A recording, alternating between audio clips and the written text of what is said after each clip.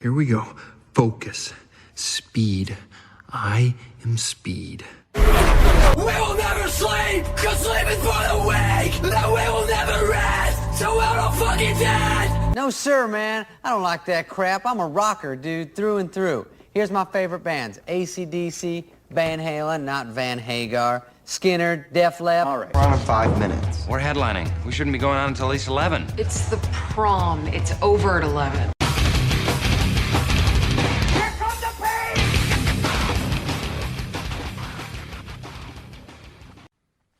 All right, we're good to go now. Hey. All right. What's going on, man? What's up, Sam? Not a whole Nice to lot. see you. Yeah, Nice to dude. hang out. Yeah. You've been here for like an hour. We're finally doing this. We've just been bullshitting since Just, you walked in the door. breaking the ice a little bit. Yeah. Hanging out. Just shooting the shit. So we did this once. Yes, and I Already. was way nervous and Yeah. didn't know what to expect, but luckily it did get deleted, did not get saved. Well, yeah. And That's all Autumn's fault. but it's all right. Yeah. I appreciate it because now I'm more relaxed and not going 100 miles an hour and stomach turning. So it's all Yeah. good. Which is Some- funny because I'm so good about or feel comfortable talking in large crowds, Mhm. but sit in this kind of One-on-one. situation, I'm like, okay, and then you can hear yourself talk, and I hate hearing myself talk. Really? But it's all, We get to listen to yourself talk for the next. I know for However however long long, we go. yeah. It's all good. Well, hey, so this is Shawn Pendleton, everybody. You guys may know him as DJ Shawn Solo, which I think is the coolest DJ name ever. Like, way better than DJ Khaled, if you ask me. Well, it fits. You know, me being a big Star Wars nerd and one of my best friends in Dallas, she was like, why isn't your nickname Shawn Solo? I mean, it just fits. Mhm. Han Solo is your favorite person ever. Just why not? It And works. you're just like, I'm like going, I don't know. man, you're right. Boom, and sold. There you go. Well, so Shawn is a resident of right here in Tahlequah, Oklahoma, That's right. and moved here a couple years ago. And I think that Autumn and I met you and Mandy around the time that you guys had moved here. And what do you do now in Tahlequah? Because I feel like you're kind of a celebrity here now in like the last couple of years.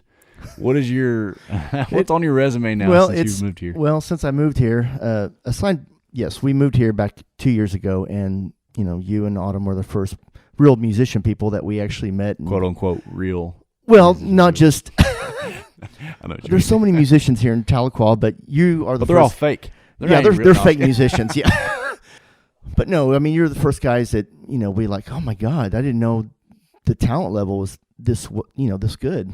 And anyway, so they took us, I say y'all took us on, but you just were open arms type thing. So yes, Okay.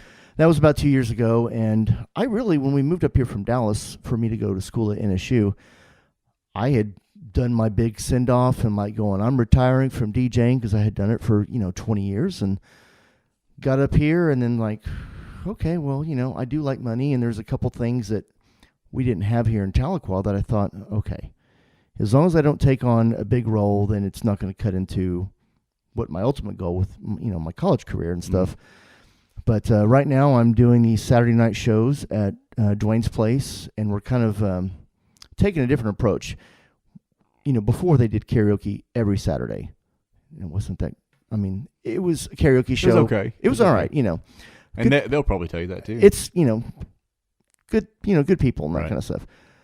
So I guess there were some things going on behind the scenes there, and I talked to Holland and Mike about it and said, okay, come on in and we'll do a few shows and see how it goes. And then it just took off from there. And then Holland had the idea of going, you know what? They got a brand new dance floor. I say brand new. It's been maybe it's 6 or 8 new-ish. months. It wasn't there when we started. No. playing there. Yeah. And so she's like, what about like us doing like a honky tonk night? Because there's nothing like that here in Tahlequah. There's no place to really go dancing, so to speak. And so I thought, okay, well, let's turn into a... And you said, well, being from Texas, I know Well, all being from about that. Texas, yeah. We used to go to Cowboys Red River and hear the live music and go two-stepping all night long. And we're going, yeah, you're right. There's nothing like that. It's a perfect-sized dance Right. floor. And so I said, okay, let's do it. And then we'll alternate the Saturday night. So we've got karaoke one weekend, dance night the other night, which one, it helps me and then helps the crowd because they're not just, okay, they got karaoke. And so that way nobody gets burned out. So it's a nice mix. Now, even on karaoke nights, I still am playing fun music in between. Right. We're doing the dance music in between for breaks because people don't always want to hear somebody sing the whole time. Although we do have some really badass singers in this town. You guys do, man. Autumn and I have been in there a couple of times, 2 or 3 times maybe in the last year. Every Saturday night we have off. We're always in there because we're like, where else are we going? Yeah, where else are you going to go? Right. And we don't want to work. We want to hang out with the people. Right. And we've been in there, and I'm like, man, there are some people that are just small town famous because they can just sing karaoke like it's nobody's business. And what's funny is I've got like now a karaoke groupie following. They're Is that there. right? They're there every time. Well, they're there for dance night anyway, but they are there ready to sing, and it's like 6 or 7 of them. Yeah. Constantly, I can just like when I start my show, I can automatically put them in my list. You don't have to ask them anymore. No, I know what they're going to sing. Is Autumn in that? Well, as soon as Autumn walks in, when I see you guys walk in, I'm already putting Autumn Swift. Yeah, Autumn Swift. Yeah. So what Autumn does is Autumn signs up for karaoke under the name Autumn Swift because she used to just sing a bunch of Taylor Swift covers. Mm-hmm. You know, her and Mandy still need to start the Autumn Swift band. Right. And but she sings. What's Autumn's go-to song? That God, like Suds in the Bucket. Suds in the Bucket is one, and then there's I can't even remember the Taylor Swift song that she would do, but all of them. All of them. Yeah, she just whatever she's feeling that night. But yes, as soon as she walks in, Autumn Swift, you can see it on the board. And there was actually, I think the last time you guys were there, y'all were sitting right in front of me, and then she happened to look up at the ticker and saw her name up there already, and she just looked at me and smiled like, "You're going to sing. I know you're going to sing. You're going to sing at my show." Yeah. Well, yeah. So you do end up doing that on every Saturday night. It was something cool that Tahlequah didn't have, and I feel like we have it now, and it's pretty badass. And it wasn't, it's not a big pull on me because it's one of those beauty things that I've looked for is the plug and play. Right. They've got the full PA sound system, and I just have to bring my board, my laptop, and we bring DJ lights, dance lights to kind of liven it up or whatever. But anyway, it works. It's a lot of fun. I mean, the only real setup is on dance night when I set my table up on the stage, which is, I get to be a rock star myself that night. Yeah.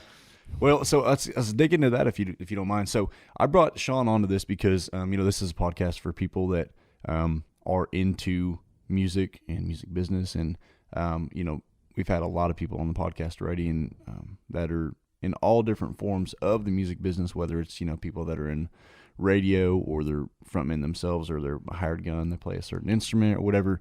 But you do something that is just as important to the nightlife scene. Well, sure. Which is you are a DJ.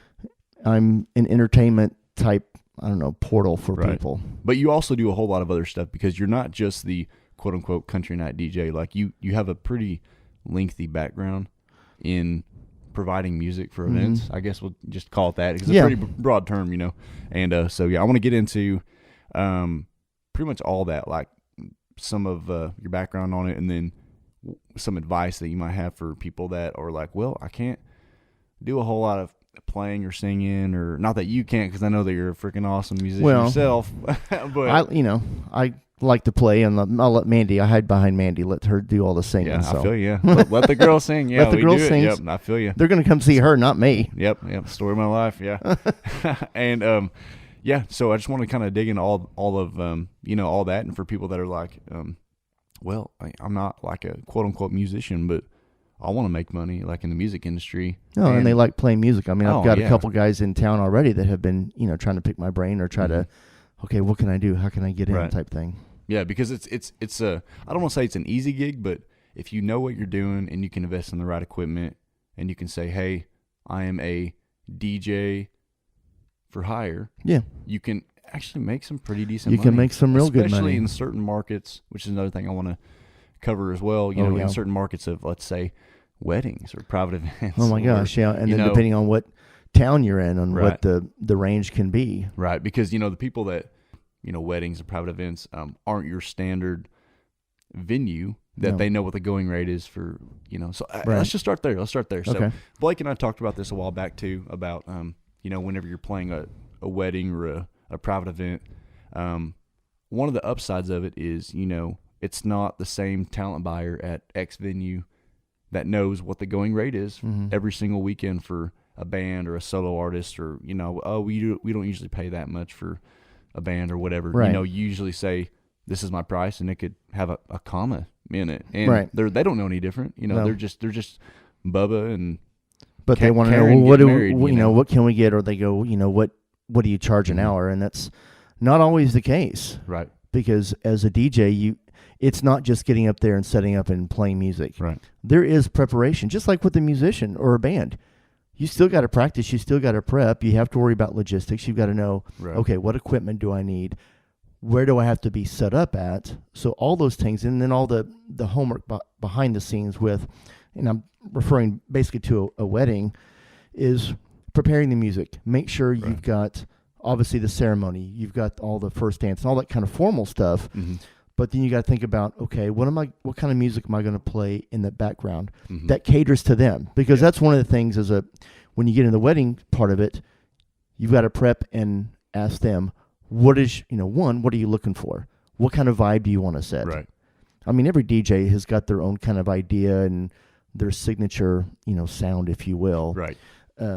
But, what can you add to what they want to hear? Exactly. And there's a whole lot of prep, like you said. I mean, even for, musicians, and this isn't me or Blake or you or anybody else saying like, we try to scam,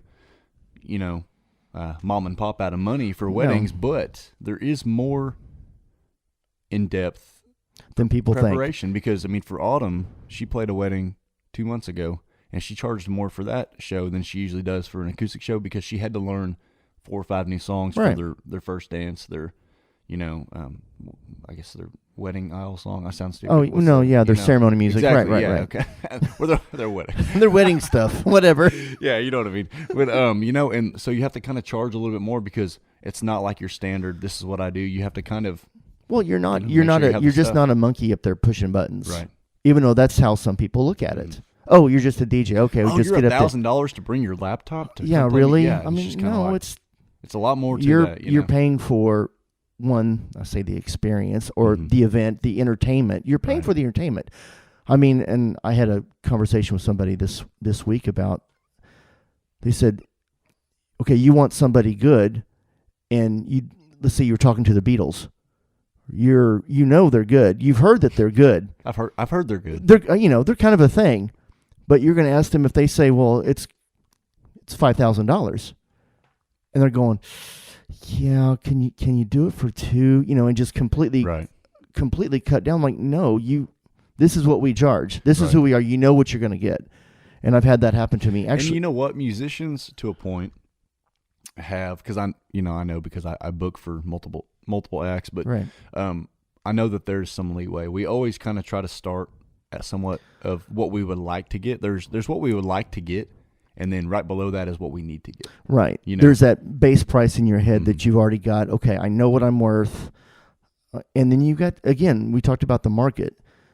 I know that, being in Tahlequah now, I'm not going to get Dallas prices. I understand that, which is fine.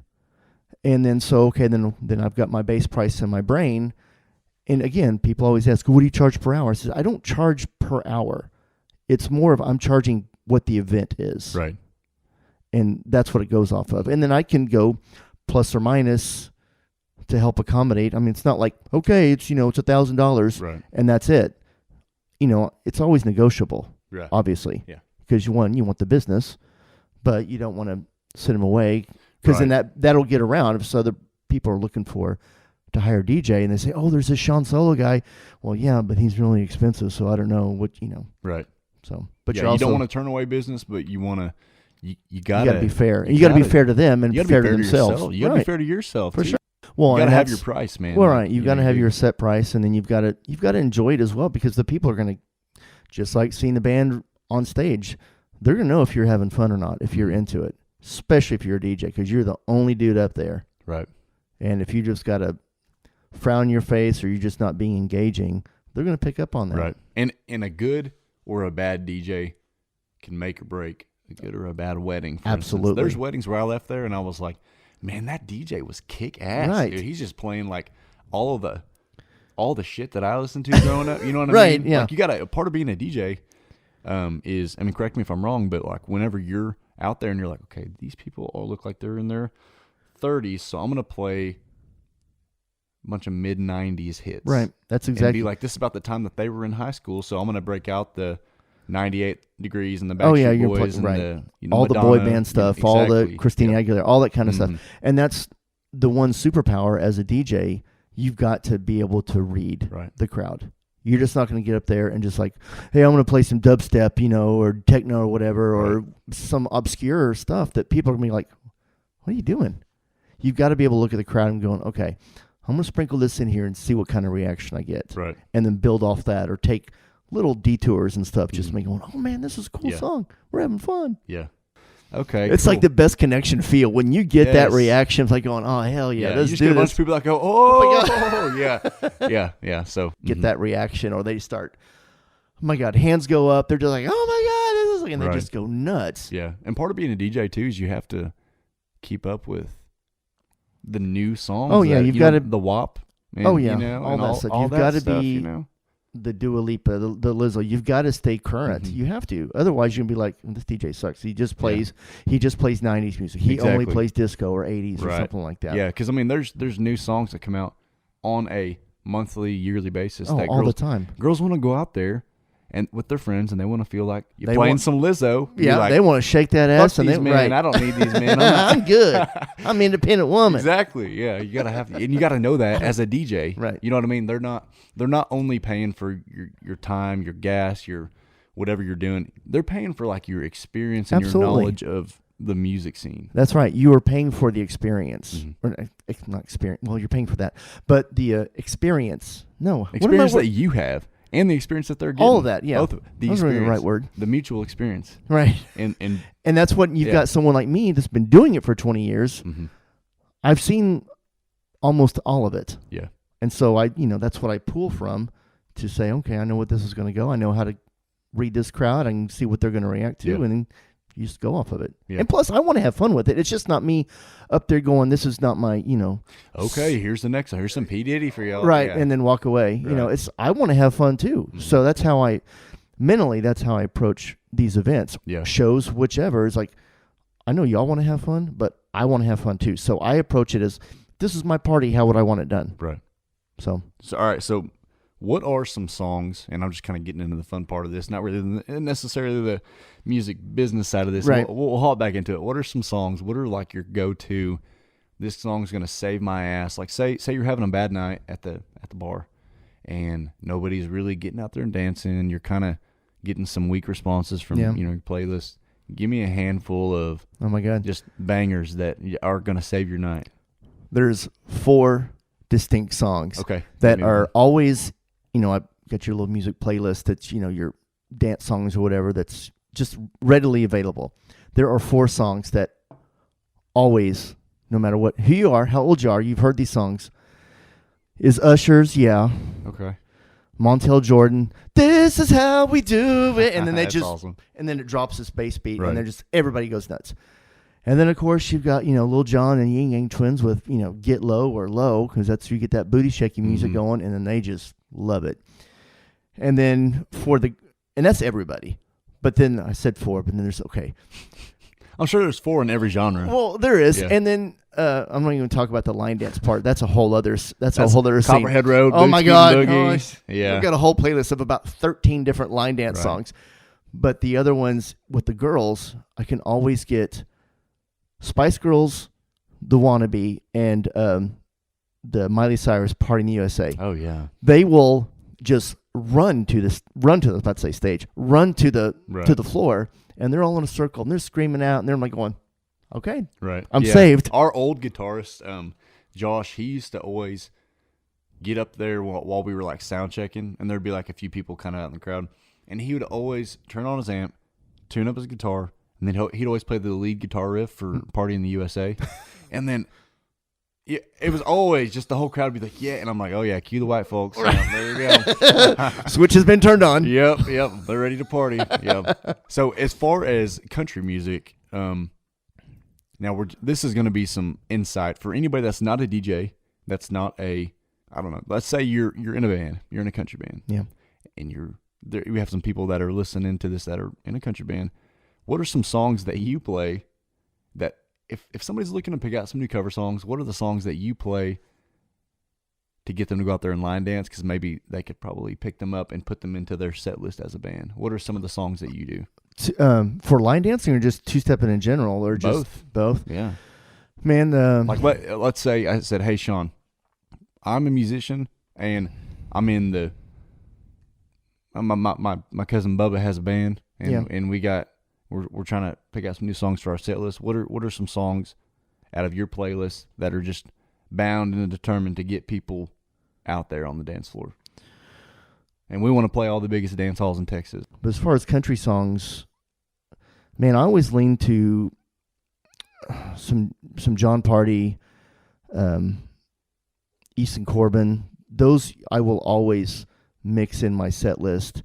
And they're great two-stepping songs. They're not, some of them are slow, some of them are dance, and they'll get out there and spin and twirl. It's like automatic. So as far as like specific songs, like I saw like Copperhead Road, Boot Scootin' Boogie. What else you got? Oh, the Footloose. That would be the big one. All right. Because every time I play it, or even time I sing it on karaoke, that's how I plan it out that way. Because they like to line dance. Yeah. Everybody. Okay. So going back to Saving the Night, aside from those dance songs that I threw out there, use the line dance as a tool. You don't have to totally rely on it, but sprinkle it in there to help you out. Okay. It's like, do you ever do a line dance song to get people out there, and then you play a good two-stepping song after that, and then they're like, oh shit, I'm ready out here. Let me find somebody to dance with. Is that ever like your tactic? Sometimes. Depending on if I'm doing Copperhead or doing Footloose, then yes, I'll follow it up with a country song because they go together. Now, stuff like the Wobble or the K-Wang or the Cupid Shuffle, something that's more hip-hop. The K-Wang? The K-Wang. What is that? It's another line dance that is... Is that new? No, it's, well... Am I getting old, Shawn? No, you're not. You're not getting old. And they asked me to do the K-Wang. I'm like, I had never heard it before. Mm-hmm. And it beats out the Wobble, the Shuffle, what's the other one? The Cha-Cha Slide. Oh, the Cha-Cha Slide's the shit, dude. God. It's just... That's such a good... But as a DJ, you get tired of hearing it. So you're trying to come up with new stuff. And right. So the K-Wang is funky, and it's, it's got the steps to it. Mm-hmm. And you introduce something like that, people are, they're wanting to learn it. So they're watching the 5 or 6 people that do know it. Mm-hmm. And so you get that intrigue out there. So they're out there dancing. And then you drop some Lizzo or Lil Jon right after it, and they're already out there. They're already out there. They're ready to go, and they're already feeling it, so why not? What's the new Nickelback? I say new Nickelback song. Oh, my God. It's, what is that one called? I had to download it specifically when I started doing the dance nights. There's a dance for it, and what happened was me and Autumn were at a dance hall like in Texas a few years ago, and then they started playing it. It was off their record from like at least 10 years ago. It was never a radio single. Just randomly. Yep. It's a deep cut. It's called Burn It to the Ground. Burn It to the Ground. Like, bump, yeah. And I was like, what the fuck? There's like people out here doing like their own. There's a high kick. There's like, it looks like. Yes. It's and like, I'm like, what are they doing? And I tease them, said, if you're going to go out here and do this, I'm about to play it. You better stretch out because there's about 2 or 3 girls that come out and you guys are full. Oh my God. They were full-time cheerleaders. Yeah. Had to be because, that leg is like, oh my God, it's perpendicular to the ground. That's a big word, man. I know. We don't use that big of words on this podcast. It was going straight up in the air to the roof. But, you learn those new songs and you throw them out and it makes it fun. Yeah.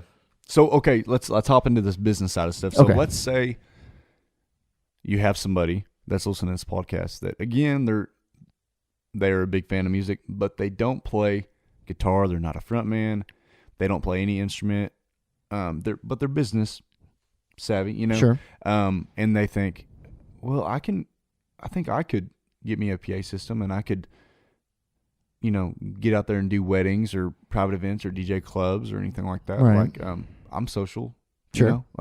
Outgoing. Well, yeah. So what are some things that you would advise to people, either if they're getting started, and we can kind of segue into what are some things that you would not do? So I know we'll get into the equipment side and software side because those make a difference. I agree. But 100%. The first thing, maybe the first 2 things that jump out to me is, yes, you may not be able to play guitar. You may not be able to sing that great, but you love music. You've got to know music. And so then that's what you can start building off your library. Now, granted, there's so much stuff out there now to help you do that. And, talking about the Spotify and stuff like that. So you can go troll them going, oh, yeah, like this. So building that music library would be the first thing. Second thing would be getting a mentor. Okay. Somebody who's experienced, that way you can talk to lead you in the right way. Almost, I said I'm Shawn Solo, but get that Jedi Master who can who can help guide you. I'm serious. It's funny, but it's true. I mean, that's what happened to me. That's how I got started so many years ago. And when I stepped into it, I didn't have any of that. So it wasn't until that maybe second year that I, actually when I technically got in the real music business, I should say, with bands. And that's what helped me. So getting that mentor, once you get that mentor, maybe getting on with an event planning type group. Because one, you're going to spend time with them. They're going to help develop you. You're going to get to see events, how they're supposed to be run. That was key. That was huge for me. Yeah. So that would be the first steps that you would do, I think. Yeah. Okay. And as far as equipment, I'm just going to go out on a limb and say don't skimp on equipment. Get some good equipment, because if you're going to, it'll last you. I mean, well, yeah, the more you and spend it's on going it, to take care of it, The first few events are going to pay it off. Yeah. You would think so, yeah. It really does. I mean, but you got to be smart about it, because you don't want to blow all this money and then not book anything. Right. So, but there are a lot of good PA systems out there that are quality, that will last you. Like the brand of my PA that I have, I've probably had for probably a good 6-7 years. What do you have, JBL? No, I have Altos. Okay. What are some good brands of things that you would like? Just throw out a few. My favorite are Mackey's. Okay. I've just recently upgraded my PA to that. Okay. Still have my Altos. Those are my go-to. They pack a punch. They're self-powered. Get powered speakers. Don't mess with the amp. And I know, Sam, you still got your PAs are powered. Everybody's got their preference, right. But for a DJ, the powered speakers are the way to go. It's more convenient. It's easier, and they're so lightweight now, and it makes me mad for all the stuff that I used to carry around. Right. But the Mackie is my favorite. The Alto, Mackie and Alto are for me neck and neck, because the reliability of Alto, the affordability, and the sound that comes out of them. And then you get into the Behringer, and the QSC is the top line, but you're paying an arm and a leg for that. Right. And I had a guy that he just was sold on QSC. What are some brands to avoid? Now, we may get in trouble here, but what are some brands to avoid? I want to throw, you know what? I'm going to throw one out, and then you can throw one out. Harbinger or Harbinger, okay, whatever. That's the first one that popped in my head. Yep. PV. Oh my God, yes. Maybe avoid PV, because they're very, from what I've heard, your horns blow out very easily. You'll keep bright. your subs for forever. Yeah, but the mids and the highs. Yeah. Oh my God, they're so bright. It's pinching. See, I had the exact opposite problem with mine. It felt like I wasn't getting any mids or highs out of the PVs. Really? I feel like I was just getting all low. Huh. And they were like, yeah, your horns blew. I'm like, how? I don't have that high of a voice. How does this happen? So yeah, those would be two brands that I would definitely stay away. Yeah. Now, the one thing, again, getting to gear, the big thing with PAs now are the tower systems. You know, like Bose and stuff like that. The Bose, the JBLs, and Mackie has one now. Do you avoid the Bose if you're a DJ? Because I know Bose are kind of, I'd say their biggest market are singer-songwriter people. But the thing with those tower systems is that they are, I guess would be the word proprietary. Like you have to use their equipment, or they're limited. Like these tower systems have almost like a little soundboard built into it. Right. But you're limited to what channels you have. Some of them only have one. You may have one regular, XLR channel, and the other is a stereo or even a Bluetooth. Yeah, and see, that's what I was saying, because like the Bose that I've seen, we played out on one not too long ago. So downtown in Kroner, yeah, they were using some Bose for this festival that they were doing, and it just had 2 channels, one for the vocal, guitar, right? one for the Well, vocal. that's And then but it was, I mean, that was probably $1,000 Bose, but it was great for if you're an acoustic right. singer-songwriter. It's perfect for the small 1-2 Right. people. But if you're trying to DJ a wedding for a 200-300 cap room, You're gonna need something a little bit bigger. right. Yeah. I mean, you can use those, and I'll use examples. So, the owner of Kroner, he was already talking to me about getting a tower system because I had just And got. not to shit on Kroner. I I love Kroner, I'm and just- that's actually we didn't get into that, but I do trivia nights there. Yeah. On Thursdays, and so that's a lot of fun. Yeah.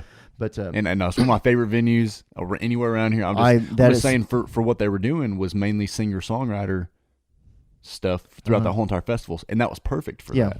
Is what I was trying to say. No. It's a great system, but you have to realize. But they're not DJing. No. Their And you're cap not- out there is maybe 100 people, Oh my gosh, yeah, that'd 80. be. I would say 100 would be.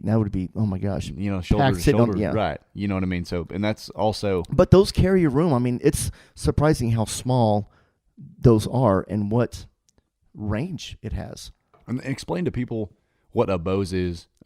For people that don't know, because it's a tower that has, It has a tower that's got a sub built in. Okay. Or that's your base. and then it has like 8 or 10 like It's got 6-inch speakers. just in usually okay. I don't know about the Bose system, but it's probably the same type engineering. Okay. But my Mackie system, so you've got your 10-inch sub, then you've got 3 pieces that act as a tower. The bottom and the middle piece do nothing other than run the electronics through it.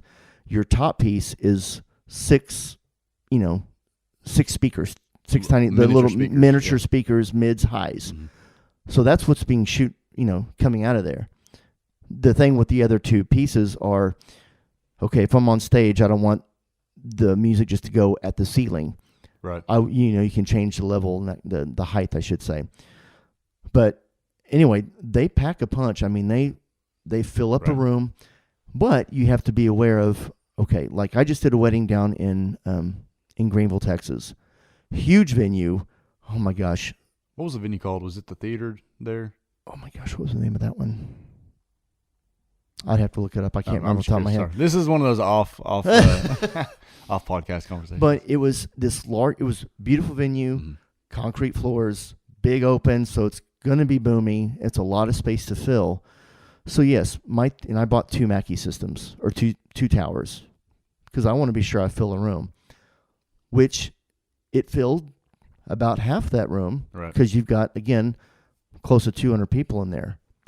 So that's where the And when altos, people walk into a room, they soak up the sound they do. because It absorbs all the of it. sound will bounce until it hits somebody, and then it stops. Right. So, Absolutely. so for anybody that not telling you, telling the other people. Oh yeah, and that makes a difference, and that's where the tower part of it, because it's trying to be up above that 5 to 6 feet range, but you have to know the venue or know the logistics and sound. Yeah. Okay, because the Because tangent. with them Bose, what'll happen is the sound will kind of float right above people's head, and it'll kind of ping pong Right. like above you to where your ear level to it, so where they can hear it the whole entire time. Oh, right. Like ideally, right? That's kind of That's exactly what it is. That's Okay. exactly what it does.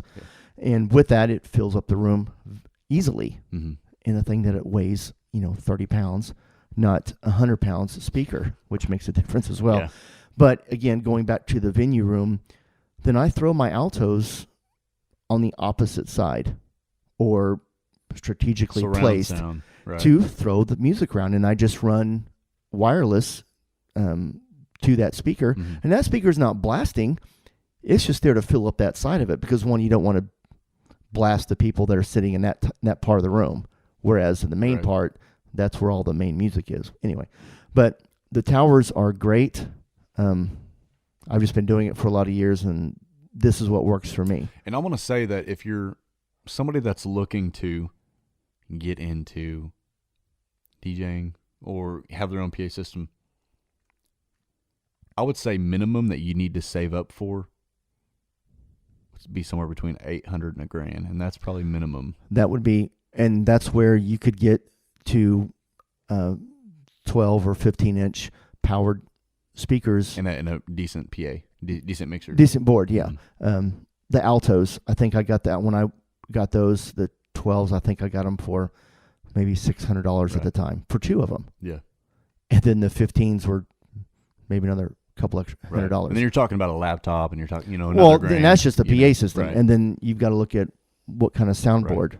Yeah. But again, I'm a Mackie guy, so that's what I learned on, and that's what I just feel more comfortable with. Somebody's just, like I said earlier, if they're business savvy, they're social, they're thinking, I can make some money doing this. I enjoy, But you also don't want to be paying for equipment as it breaks down. You want to have good, solid equipment. Yep. And I've told people that many times about, like, people that are looking to become like a full-time musician. They're like, what do I need to do? Where do I need to start? And I said, if you still have a day job, buy shit that you need, because the worst thing when you're a full-time musician or, full-time DJ or, whatever, is on top of trying to pay your bills, doing what you like, replacing the crap that you need to do the thing that pays your bills. You know what I mean? So that's what hurts. But well, it's just like you got to have a reliable car to get you to work. Exactly. Same difference. I mean, it's the same with anybody. If you're a welder and your welder breaks down, you ain't a welder. No, you're a welder. You're not a work welder. And you're not a working welder, for the moment.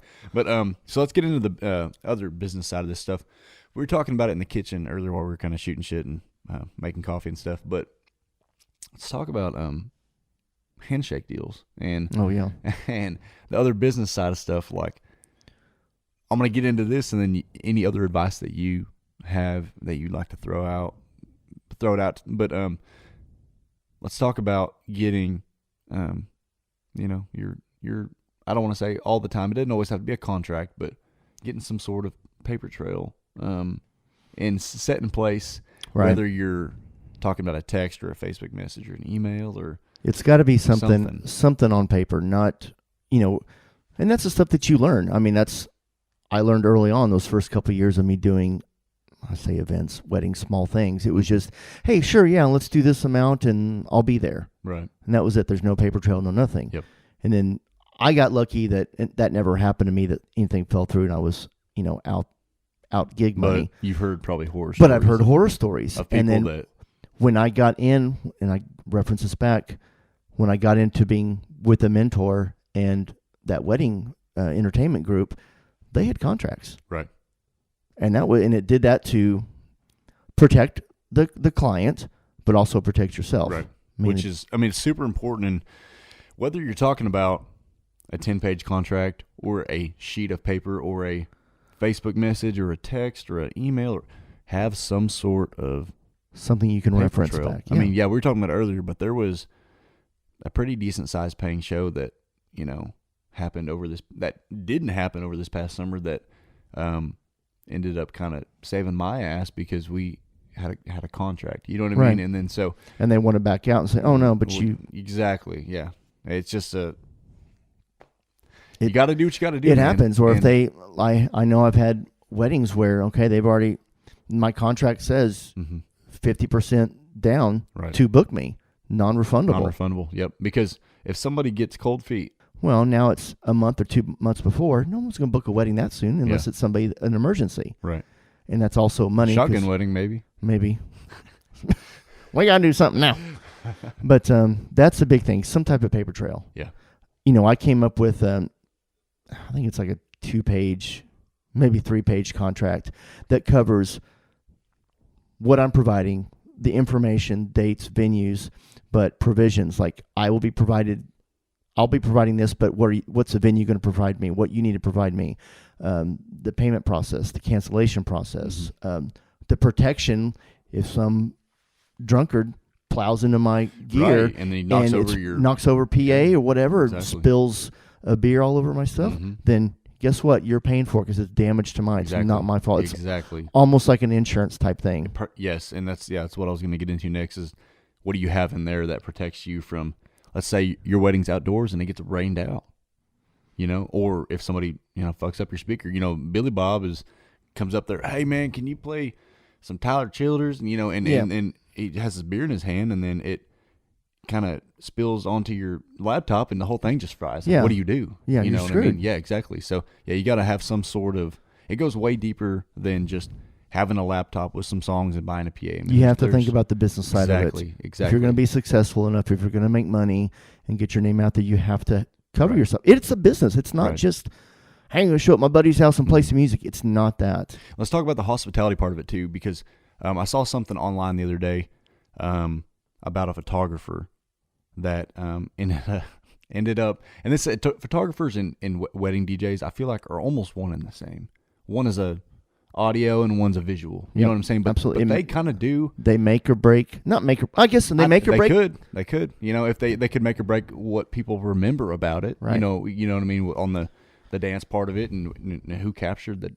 Who captured those moments? Exactly. So, but there was somebody that and it's kind of funny, but not, but it was. At the end You're of the day. right. So somebody was. I feel sorry for you, but they posted on one of those. But yeah, it's funny. Websites, just those like meme websites, and somebody posted on Facebook, and it was something like photographer leaves wedding and deletes photos after being denied food at the wedding.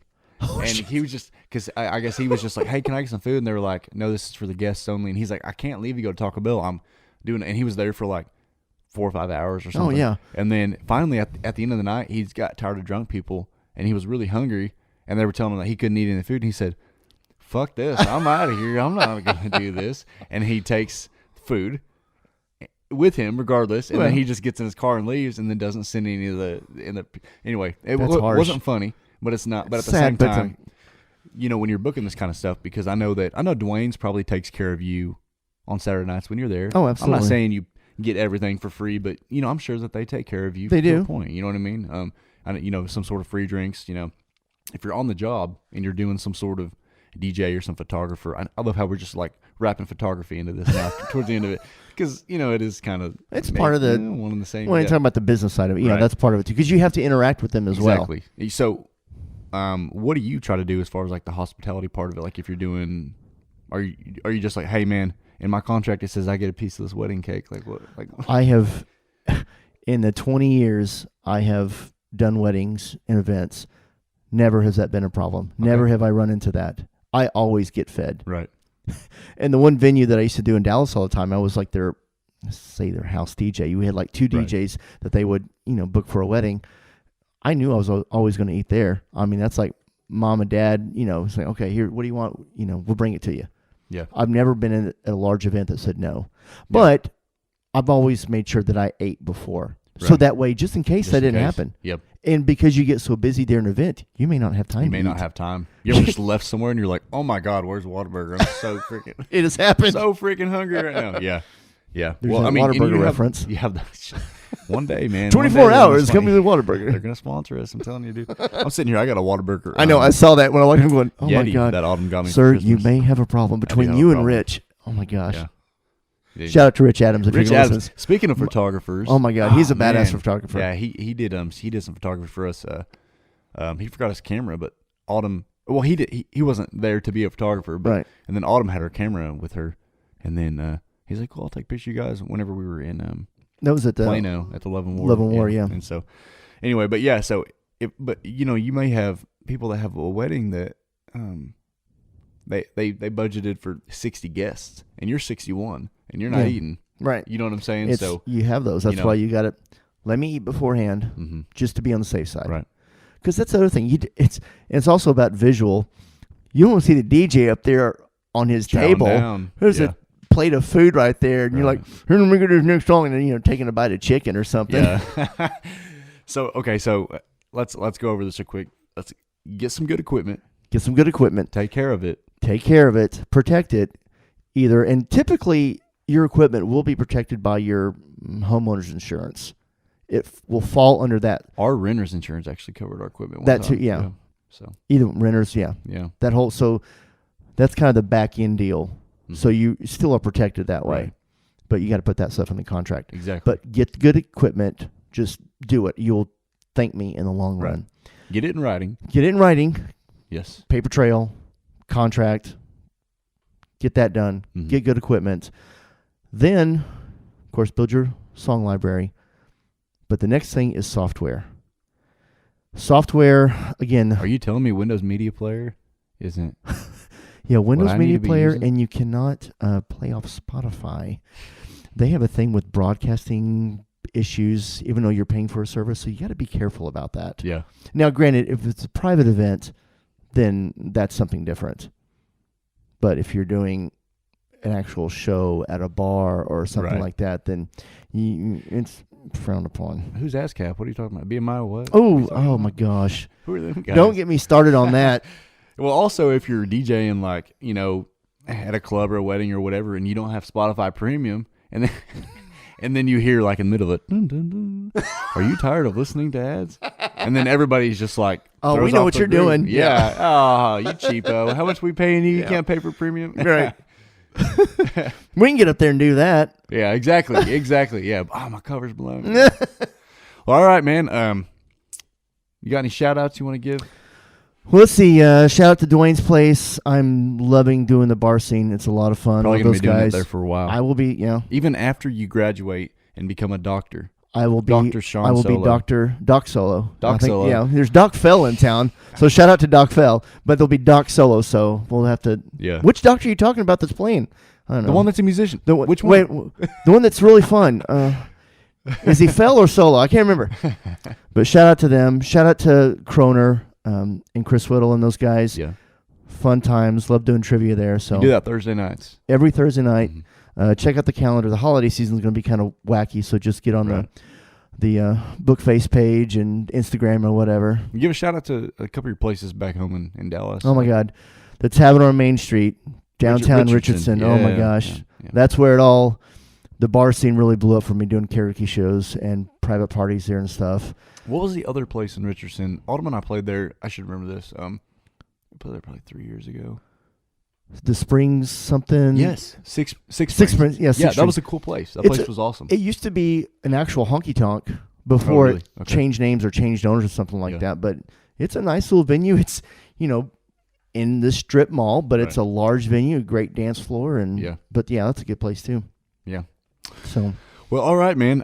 Sam, I just want to say thank you for letting me be on here. Oh yeah, well, Appreciate it. I'm glad we got to do this again. Again, I think this went better this time. This one was a lot better. I tried to keep us on track. I was like, wait a minute. Yeah, I was like, we got to manage this because we will go off Yeah. left The and right. conversation we had on this podcast was shorter than the one that we've had since you've been here. It was, yeah. Hey, we're not doing too bad though. Yeah. So, I don't know how. Let me look to see how long we've been doing this. We have been doing this for 50 minutes. Not Hey, bad. Not bad at all. People will actually tune in and listen to this. Yeah. So, all right, man. Well, thanks for coming over. Thanks for having me. All right. Appreciate it, brother. Yeah, you bet. See you, dude. man.